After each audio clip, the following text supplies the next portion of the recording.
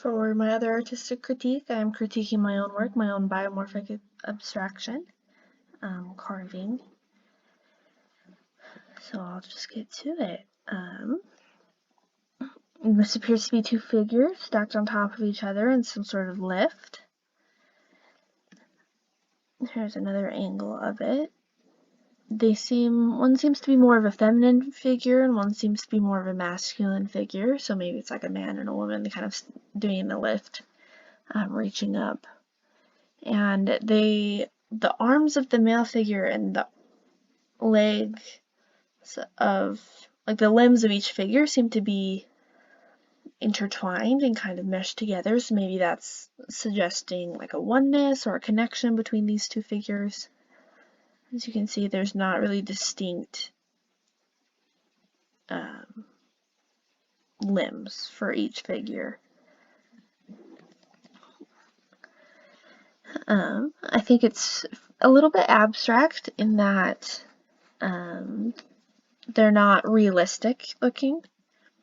You can tell that they're kind of figures, but there's not super defined features. The heads are kind of squarish and the bodies are kind of round and bulbous.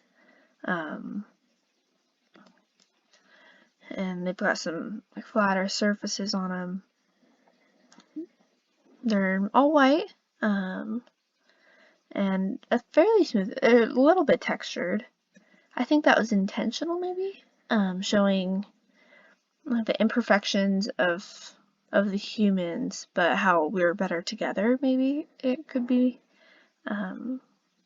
meaning. I think it's very fluid. They definitely use like a fluid with the lines and the negative shapes to show really the oneness and the connection. I personally found this one really beautiful, and I think it's really visually interesting having them kind of bleed into each other. I think it could be more effective if it was more elongated.